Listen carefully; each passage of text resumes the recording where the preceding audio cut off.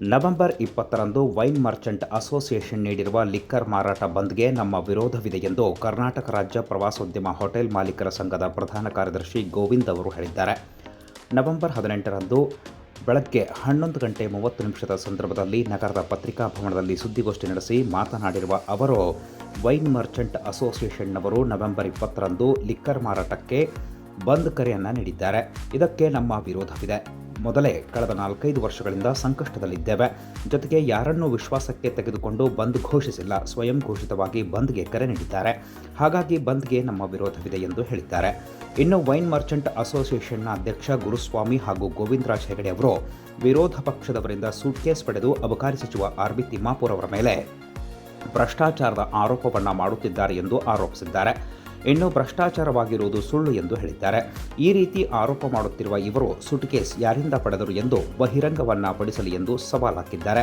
ಜೊತೆಗೆ ವಾರ್ಷಿಕ ಲೈಸೆನ್ಸ್ ಶುಲ್ಕವನ್ನು ಸರ್ಕಾರ ಕಡಿಮೆ ಮಾಡಬೇಕು ಹಾಗೂ ಧಾರ್ಮಿಕ ಕ್ಷೇತ್ರ, ಶೈಕ್ಷಣಿಕ ಪ್ರವಾಸ, ನೈಸರ್ಗಿಕ ಪ್ರವಾಸಕ್ಕೆ ತೆರಳುವವರಿಗೆ ರಾಜ್ಯದಲ್ಲಿ 24 ಗಂಟೆಗಳ ಕಾಲ ಮದ್ಯ ಹಾಗೂ ಊಟದ ಪೂರೈಕೆಗೆ ಅವಕಾಶ ಕೊಡಬೇಕು ಹಾಗೂ ವಿವಿಧ ಬೇಡಿಕೆಗಳನ್ನು ಈಡೇರಿಸಬೇಕೆಂದು ಒತ್ತಾಯಿಸಿದ್ದಾರೆ.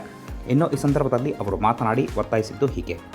ವೈನ್ ಮರ್ಚೆಂಟ್ ಅಸೋಸಿಯೇಷನ್ ದವರು ಇದೇ ತಿಂಗಳು 20ನೇ ತಾರೀಕಿಗೆ ಲಿಕ್ಕರ್ ಮಾರಾಟ ಬಂದ್ ಘೋಷಣೆ ಮಾಡಿದ್ದಾರೆ. ಆ ಬಂದ್ ಘೋಷಣೆಗೆ ನಮ್ಮ ಜಿಲ್ಲೆಯಿಂದ ಎಲ್ಲ ಲಿಕ್ಕರ್ ಮಾಲೀಕರು ವಿರೋಧ ವ್ಯಕ್ತಪಡಿಸ್ತಾರೆ. ಈ ರಾಜ್ಯದಲ್ಲಿ ನಾವು ಎಲ್ಲ ರೀತಿಯಿಂದ ಬಂದ್ ಮಾಲೀಕರನ್ನ ವಿಶ್ವಾಸಕ್ಕೆ ತೆಗೆದುಕೊಂಡು ಮತ್ತು ಅವರನ್ನ ವಿಚಾರಿಸಿ ಇದನ್ನು ಬಂದ್ ಘೋಷಣೆ ಮಾಡಿಲ್ಲ. ಅವರು ಸ್ವಯಂ ಘೋಷಿತವಾಗಿ ವೈನ್ ಮರ್ಚೆಂಟ್ ಅಸೋಸಿಯೇಷನ್ ಅಧ್ಯಕ್ಷರಾದ ಶ್ರೀ ಗುರುಸ್ವಾಮಿ ಅವರು ಹಾಗೂ ಶ್ರೀ ಗೋವಿಂದರಾಜ್ ಹೆಗಡೆ ಅವರು ಸ್ವಯಂ ಘೋಷಿತವಾಗಿ ಬಂದ್ ಕರೆ ನೀಡಿದ್ದಾರೆ. ಆ ಬಂದ್ ಕರೆಗೆ ನಮ್ದು ವಿರೋಧ ವ್ಯಕ್ತಪಡಿಸ್ತೀವಿ. ಏಕೆಂದರೆ ನಾವು ಸುಮಾರು 4-5 ವರ್ಷಗಳಿಂದ ಸಾಕಷ್ಟು ಸಂಕಷ್ಟದಲ್ಲಿದ್ದೀವಿ.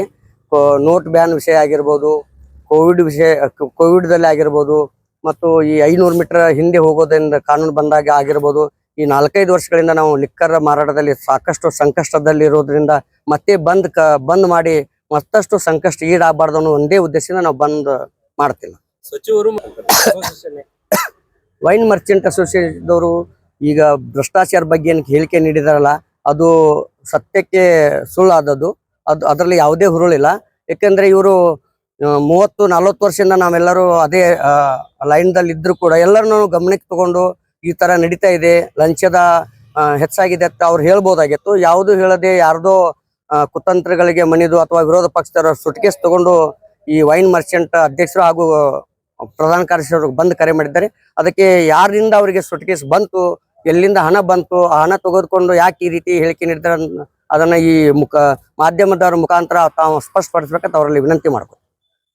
ಮೈಕ್ರೋ ಫೈನಾನ್ಸ್ನಿಂದ ಮಹಿಳೆಯರಿಗೆ ಆಗುತ್ತಿರುವ ಕಿರುಕುಳ ಮತ್ತು ದಬ್ಬಾಳಿಕೆಯನ್ನು ತಡೆಯುವಂತೆ ಬಾಗಲಕೋಟೆ ಜಿಲ್ಲೆಯ ಜಮಖಂಡಿ ನಗರದಲ್ಲಿ ಬೃಹತ್ ಪ್ರತಿಭಟನೆಯನ್ನು ನಡೆಸಲಾಯಿತು. ನವೆಂಬರ್ 18ರಂದು ಮಧ್ಯಾಹ್ನ 12 ಗಂಟೆ ಸಂದರ್ಭದಲ್ಲಿ ಜಮಖಂಡಿ ನಗರದ ಪ್ರಮುಖ ಬೀದಿಗಳಲ್ಲಿ ಪ್ರತಿಭಟನಾ ಮೆರವಣಿಗೆ ಜರುಗಿತು. ರಾಜ್ಯ ಕಾಂಗ್ರೆಸ್ನ ಅಲ್ಪಸಂಖ್ಯಾತರ ವಿಭಾಗದ ಪ್ರಧಾನ ಕಾರ್ಯದರ್ಶಿ ತೌಫಿಕ್ ಬಾರಿಗಡ್ಡಿ ಅವರ ನೇತೃತ್ವದಲ್ಲಿ ನಡೆದ ಪ್ರತಿಭಟನೆಯಲ್ಲಿ ಸಾವಿರಾರು ಮಹಿಳೆಯರು ಭಾಗಿಯಾದರು. ಜಮಖಂಡಿ ನಗರದ ಪ್ರಮುಖ ಬೀದಿಗಳಲ್ಲಿ ಸಂಚರಿಸಿ ಪ್ರತಿಭಟನಾ ಮೆರವಣಿಗೆ ನಡೆಸಿ ನಂತರ ದೇಸಾಯಿ ವೃತ್ತದಲ್ಲಿ ಮಾನವ ಸರಪಳಿಯನ್ನು ನಿರ್ಮಿಸಿ ರಸ್ತೆ ತಡೆದು ಪ್ರತಿಭಟನೆ ನಡೆಸಲಾಯಿತು. ಇನ್ನು ಮೈಕ್ರೋ ಫೈನಾನ್ಸ್ನಿಂದ ಕಿರುಕುಳ ಹೆಚ್ಚಾಗ್ತಾ ಇದ್ದು ಮಹಿಳೆಯರ ಮೇಲೆ ದಬ್ಬಾಳಿಕೆ ಆಗುತ್ತಿವೆ, ಅವಾಚ್ಯ ಶಬ್ದಗಳಿಂದ ನಿಂದಿಸುವುದು, ಸಾಲ ವಸೂಲಾತಿ ನೆಪದಲ್ಲಿ ರಾತ್ರಿ 12 ಗಂಟೆವರೆಗೆ ಮನೆ ಮುಂದೆ ಬಂದು ಕೂಡುವುದು, ವಿಚಿತ್ರವಾಗಿ ನಡವಳಿಕೆಯನ್ನು ಮಾಡುವುದು ಹಾಗೂ ಮಹಿಳೆಯರಿಗೆ ಸಾಲವನ್ನು ತುಂಬುವುದಕ್ಕೆ ಅವಕಾಶವಿದ್ದರೂ ಮೇಲಿನ ಅಧಿಕಾರಿಗಳಿಗೆ ಭೇಟಿಯಾಗುವಂತೆ ಒತ್ತಡವನ್ನು ಹೇರುವುದು ಸೇರಿದಂತೆ ವಿವಿಧ ರೀತಿಯ ಕಿರುಕುಳಗಳನ್ನು ಈ ಮೈಕ್ರೋ ಫೈನಾನ್ಸ್ ಕಂಪನಿಯವರು ನೀಡುತ್ತಿದ್ದಾರೆ. ಹೀಗಾಗಿ ಅವರ ವಿರುದ್ಧ ಸೂಕ್ತ ಕ್ರಮವನ್ನು ತೆಗೆದುಕೊಳ್ಳುವಂತೆ ಜಮಖಂಡಿಯ ಡಿವೈಎಸ್ಪಿ ಶಾಂತವೀರ್ ಅವರಿಗೆ ಮನವಿಯನ್ನು ಸಲ್ಲಿಸಲಾಯಿತು. ಈ ಸಂದರ್ಭದಲ್ಲಿ ತೌಫಿಕ್ ಬಾರಿಗಡ್ಡಿ ಹಾಗೂ ತೌಫಿಕ್ ಪಾರತನಹಳ್ಳಿ ಅವರು ಸೇರಿದಂತೆ ಪ್ರಮುಖರು ಮಾತನಾಡಿ ಜಮಖಂಡಿ ಡಿವೈಎಸ್ಪಿ ಅವರಿಗೆ ಮನವಿಯನ್ನು ಸಲ್ಲಿಸಿ ಮಹಿಳೆಯರ ಮೇಲಾಗುತ್ತಿರುವ ಕಿರುಕುಳ ಮತ್ತು ದಬ್ಬಾಳಿಕೆಯನ್ನು ತಡೆಯುವಂತೆ ಒತ್ತಾಯಿಸಿದರು.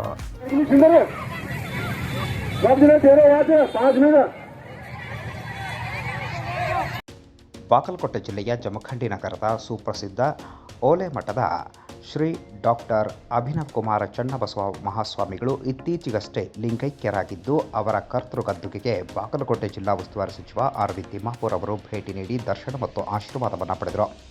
ನವೆಂಬರ್ 18ರಂದು ಮಧ್ಯಾಹ್ನ 1:30 ಸಂದರ್ಭದಲ್ಲಿ ಜಮಖಂಡಿ ನಗರದಲ್ಲಿರುವ ಓಲೆ ಮಠಕ್ಕೆ ಭೇಟಿ ನೀಡಿದರು. ಜೊತೆಗೆ ಓಲೆ ಮಠದ ನೂತನ ನಿಯೋಜಿತ ಉತ್ತರಾಧಿಕಾರಿಗಳಾದ ಪೂಜ್ಯ ಶ್ರೀ ಆನಂದ ದೇವರನ್ನ ಭೇಟಿ ಮಾಡಿ ಅವರಿಗೆ ಸನ್ಮಾನಿಸಿ ಗೌರವಿಸಿ ಅಭಿನಂದಿಸಿದರು. ಇನ್ನು ಇದೇ ಸಂದರ್ಭದಲ್ಲಿ ಮಠದಲ್ಲಿಯೇ ಲಿಂಗೈಕ್ಯ ಶ್ರೀ ಡಾಕ್ಟರ್ ಅಭಿನವ ಕುಮಾರ ಚನ್ನಬಸವ ಮಹಾಸ್ವಾಮಿಗಳ ಗದ್ದುಗೆಗೆ ಪುಷ್ಪ ನಮನ ಅರ್ಪಿಸಿದರು. ಈ ಸಂದರ್ಭದಲ್ಲಿ ಉದ್ದಿಮೆದಾರ ತೌಫಿಕ್ ಬಾರದನಹಳ್ಳಿ, ಪ್ರಮುಖರಾದ ಬಕ್ಕರ್ ಗುಡ್ಜಿ, ಶಿವಾನಂದ ಕೊಣ್ಣೂರ್, ಮಲ್ಲು ಮಠ್, ನದೀಂ ಗೋಠೆ, ರಾಚಯ್ಯ ಮಠಪತಿ ಸೇರಿದಂತೆ ಮಠದ ಭಕ್ತರು ಉಪಸ್ಥಿತರಿದ್ದರು. ಇನ್ನು ಈ ಸಂದರ್ಭದಲ್ಲಿ ಮಾತನಾಡಿದ ಜಿಲ್ಲಾ ಉಸ್ತುವಾರಿ ಸಚಿವ ಆರ್.ವಿ. ತಿಮ್ಮಾಪುರ್ ಅವರು, ಮಹಾನ್ ದಾರ್ಶನಿಕರನ್ನ ಕಳೆದುಕೊಂಡಿದ್ದು ಇದು ತುಂಬಲಾರದ ನಷ್ಟವಾಗಿದೆ. ಅವರು ತಮ್ಮ ಬರವಣಿಗೆಯ ಮೂಲಕ ಸಮಾಜವನ್ನು ಜಾಗೃತಿಯಲ್ಲಿ ಮಾಡುವುದರಲ್ಲಿ ಮುಂಚೂಣಿಯಲ್ಲಿದ್ದರು ಎಂದು ಲಿಂಗೈಕ್ಯರಾದ ಶ್ರೀ ಡಾಕ್ಟರ್ ಚನ್ನಬಸವ ಶ್ರೀಗಳ ಕುರಿತು ಮಾತನಾಡಿದರು.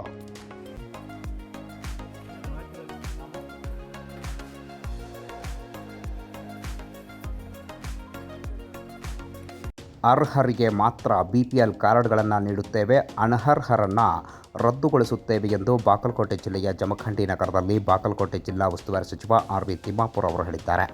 ನವೆಂಬರ್ 18ರಂದು ಮಧ್ಯಾಹ್ನ 2 ಗಂಟೆ ಸಂದರ್ಭದಲ್ಲಿ ಮಾಧ್ಯಮಗಳೊಂದಿಗೆ ಮಾತನಾಡಿರುವ ಅವರು, ಕೆಲವರು ತೆರಿಗೆ ತುಂಬುತ್ತಿರುವವರು ಕೂಡ BPL ಕಾರ್ಡ್ಗಳನ್ನು ಹೊಂದಿದ್ದಾರೆ. ಸರ್ಕಾರಿ ನೌಕರರು ಹಾಗೂ ದೊಡ್ಡ ದೊಡ್ಡ ಜಮೀನ್ದಾರರು ಕೂಡ BPL ಕಾರ್ಡ್ಗಳನ್ನು ಹೊಂದಿದ್ದಾರೆ. ಹೀಗಾಗಿ ಅರ್ಹರಿದ್ದವರಿಗೆ ಮಾತ್ರ BPL ಕಾರ್ಡ್ಗಳನ್ನು ಕೊಡುತ್ತೇವೆ, ಅನರ್ಹರು ಇದ್ದರೆ ಅವರನ್ನು ರದ್ದುಗೊಳಿಸುತ್ತೇವೆ ಎಂದು ಅವರು ತಿಳಿಸಿದ್ದಾರೆ. ಈ ಕುರಿತು ಯಾವುದೇ ಗೊಂದಲ ಬೇಡವೆಂದು ಹೇಳಿದ್ದಾರೆ. ಜೊತೆಗೆ ಮೈಕ್ರೋ ಫೈನಾನ್ಸ್ ಕಂಪನಿಗಳಿಂದ ಮಹಿಳೆಯರಿಗೆ ಉಂಟಾಗುತ್ತಿರುವ ಕಿರುಕುಳದ ಕುರಿತು ಮಾಹಿತಿ ಲಭ್ಯವಾಗಿದ್ದು, ಈ ಕುರಿತು ವರದಿಯನ್ನು ತರಿಸಿಕೊಂಡು ಮುಂದಿನ ಕ್ರಮವನ್ನು ವಹಿಸುತ್ತೇವೆ ಅಂತ ತಿಳಿಸಿದ್ದಾರೆ. ಇನ್ನು ರಾಜ್ಯದಲ್ಲಿ ಮೂಢ ಹಗರಣವೇ ಇಲ್ಲ ಎಂದು ಅವರು ಬಿಜೆಪಿ ವಿರುದ್ಧ ಕಿಡಿ ಕೂಡ ಕಾರಿದ್ರು. ಈ ಸಂದರ್ಭದಲ್ಲಿ ಅವರು ಮಾತನಾಡಿದ್ದು ಹೀಗೆ. APL ಕಾರ್ಡು BPL ಕಾರ್ಡು ಪ್ರಶ್ನೆ ಇಲ್ಲ. ಇಲ್ಲಿ ಏನಾಗಿದೆ, BPL ಕಾರ್ಡು ಕೆಲವರು ಇನ್ಕಮ್ ಟ್ಯಾಕ್ಸ್ ಪೇಗಳು ಜಾಸ್ತಿ ಜಮೀನ್ದಾರರು ತೊಗೊಂಡಿದ್ದಾರೆ. ಅಂಥವನ್ನೆಲ್ಲ ತೆಗೆದು APL ಕಾರ್ಡ್ ಮಾಡ್ತೀವಿ. BPL ಕಾರ್ಡ್ದವ್ರು ಅರ್ಹರಿದ್ದಂದ್ರೆ ಅವ್ರಿಗೆ ಕೊಡ್ತೀವಿ, ಏನು ತೊಂದರೆ. ಅನರ್ಹರನ್ನ ತೆಗಿಬೇಕಲ್ಲ. ಇದು ಎಲ್ಲ ಕಾಲಕ್ಕೂ ಎಲ್ಲರೂ ಮಾಡ್ಕೊತ ಬಂದಿದ್ದಾರೆ, ನಾವು ಅಷ್ಟೇ ಮಾಡ್ತೀವಿ. ನಾವು ಅಷ್ಟೇನು ಮಾಡೋಕ್ಕತ್ತಿಲ್ಲ. ಇದು ಎಲ್ಲೆಲ್ಲಿ ಅನರ್ಹ ಕಾರ್ಡ್ದಾರ ಅದಾರೋ ಅವನ್ನೆಲ್ಲ ತೆಗಿತೀವಿ, ಅರ್ಹ ಕಾರ್ಡ್ದಾರನ್ನ ಕಂಟಿನ್ಯೂ. ಕಬ್ಬಿನ ದರ ನಿಗದಿ ಹಾಗೂ ಬಾಕಿ ಪಾವತಿ ವಿಚಾರಕ್ಕೆ ಸಂಬಂಧಪಟ್ಟಂತೆ ರೈತರ 2 ಬಣಗಳಿಂದ ಬಾಗಲಕೋಟೆ ಜಿಲ್ಲೆಯ ಮುಧೋಳ ನಗರದಲ್ಲಿ ಹೈ ಅಲರ್ಟ್. ನವೆಂಬರ್ 18 ಮಧ್ಯಾಹ್ನ 3 ಗಂಟೆ ಸಂದರ್ಭದಲ್ಲಿ ಬಾಗಲಕೋಟೆ ಜಿಲ್ಲೆಯ ಮುಧೋಳ ನಗರದಲ್ಲಿ ರೈತರ 2 ಬಣಗಳಿಂದ ಪ್ರತಿಭಟನೆ ಆರಂಭವಾಗಿದೆ. ರೈತರ ಒಂದು ಗುಂಪು ಕಬ್ಬಿನ ಬೆಲೆಯನ್ನು ನಿಗದಿ ಮಾಡುವವರೆಗೆ ಸಕ್ಕರೆ ಕಾರ್ಖಾನೆಗಳನ್ನು ಆರಂಭಿಸಬಾರದು ಎಂದು ಪಟ್ಟು ಹಿಡಿದರೆ, ಇನ್ನೊಂದು ಗುಂಪು ಸಕ್ಕರೆ ಕಾರ್ಖಾನೆಗಳನ್ನು ಆರಂಭಿಸಲು ಆಗ್ರಹಿಸಿದೆ ಎನ್ನುವ ಮಾಹಿತಿ ಲಭ್ಯವಾಗಿದ್ದು, ಹೀಗಾಗಿ ಮುಧೋಳ ನಗರದಲ್ಲಿ ಹೈ ಅಲರ್ಟ್ ಶುರುವಾಗಿದೆ. ಹೀಗಾಗಿ ರೈತರ ಒಂದು ಗುಂಪನ್ನು ಬಾಗಲಕೋಟೆ ಜಿಲ್ಲೆಯ ಮುಧೋಳ ನಗರದ GLBC ಆವರಣದಲ್ಲಿ ಇರಿಸಿದ್ದು, ಇನ್ನೊಂದು ಗುಂಪನ್ನು ಕೃಷಿ ಇಲಾಖೆಯ ಆವರಣದಲ್ಲಿ ಇರಿಸಲಾಗಿದೆ. ಇನ್ನು 2 ಗುಂಪುಗಳ ರೈತ ಮುಖಂಡರೊಂದಿಗೆ ಬಾಗಲಕೋಟೆ ಜಿಲ್ಲಾ ಉಸ್ತುವಾರಿ ಸಚಿವ ಆರ್.ವಿ. ತಿಮ್ಮಾಪುರ್ ಅವರು ಸಭೆಯನ್ನು ನಡೆಸಲಿದ್ದಾರೆ ಎನ್ನುವ ಮಾಹಿತಿ ಲಭ್ಯವಾಗಿದೆ.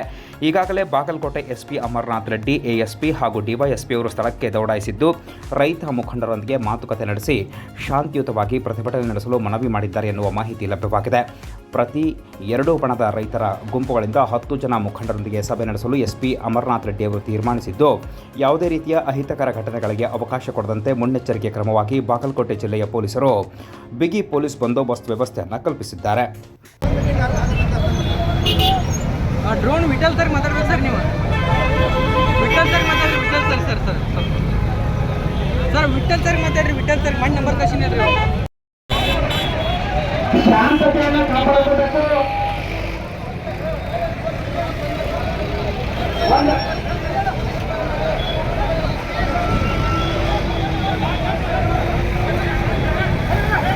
ಹೀಗಾಗಿ ಎಲ್ಲ ರೈತರು ತಾಳ್ಮೆಯಿಂದ ಇರಬೇಕು.